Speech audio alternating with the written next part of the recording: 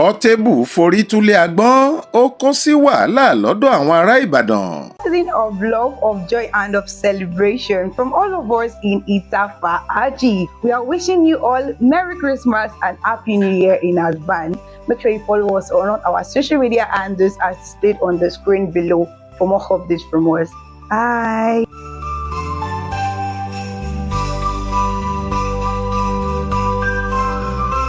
Bí ẹnikẹ́ni bá ń gbèrò láti pe Portable olórin Sàásùsẹ̀ sóde àríyá nílùú Ìbàdàn tàbí ní ìpínlẹ̀ Ọ̀yọ́ lásìkò yìí, bóyá ni òṣèré náà máa gbà láti lọ o.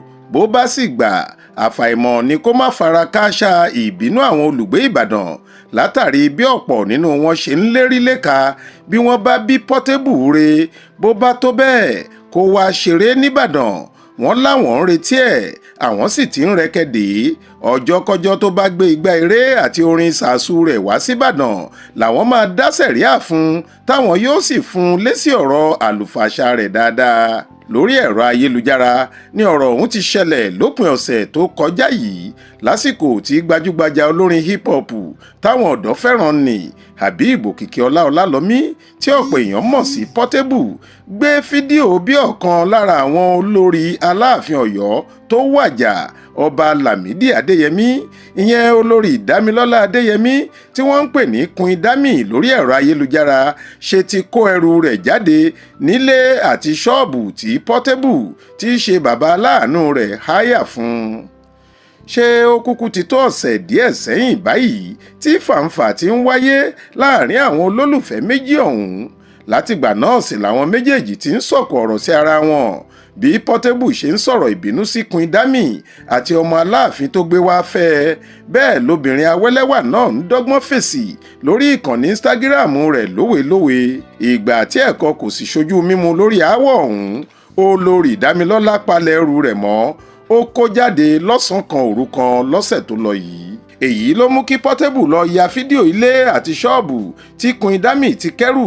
Ó bẹ̀rẹ̀ sí fi obìnrin náà ṣe yẹ̀yẹ́. Ó lóun dúpẹ́ lọ́wọ́ Ọlọ́run pé eegun eléegun tóun gbé ti kúrò láyé òun. Ó ní káwọn fáǹsì òun máa bá òun dúpẹ́ pé obìnrin yìí kò pa òun bó ṣe pa Aláàfin torí oníṣìná ẹ̀dá kan lásán ni.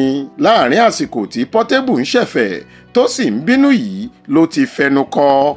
Ó ní ilé ìgbàlódé olówó ńlá lòun háyà fún Queen Dami láti máa gbé.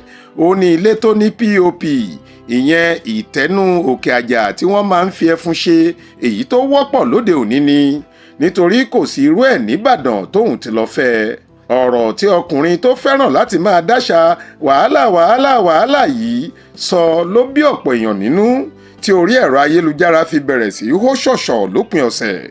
Báwọn èèyàn ṣe ń bú Portable bẹ́ẹ̀ làwọn míì ṣépè fún un. Àwọn kan sì ń fi kóńgò wọn èébú àti ọ̀rọ̀ kòbákùngbé ṣọwọ́ sí olórí Dámilọ́lá. Wọ́n lóun lọmọ sàn tí ń kó pọ́npọ́ bá ìyá rẹ̀. Òun ló hùwà burúkú tí kò rẹ́lòmíì fẹ́ lẹ́yìn ikú Aláàfin yàtọ̀ sí Portable. Ìdààmú àdúgbò. Wọ́n lóun ló jẹ́ kí ọkùnrin náà máa sọ̀rọ̀ ẹ̀gàn sí Ìbàdàn pé ìlú tí kò lajú lásán ni. Àmọ́ ìbínú àwọn ará Ìbàdàn yìí ti dé etí ìgbọ́ Portable tó fẹnu kò o. Lọ́jọ́ àbámẹ́ta Sátidé ọjọ́ 14 oṣù kejìlá ọdún 2024 yìí ni ọkùnrin náà tún gbé fídíò míì jáde láti tọrọ àforíjì lọ́wọ́ àwọn tínú ń bí.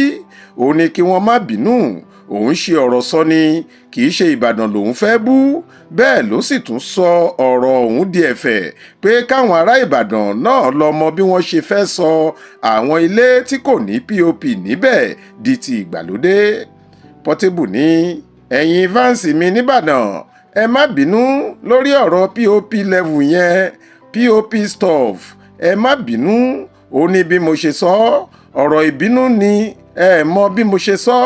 Mo fẹ́ sọ wípé ilé bàbá ọmọ yẹn kò sí POP níbẹ̀. Ilé ìyá ẹ̀ níbi tó ń gbé wọn ò ní POP.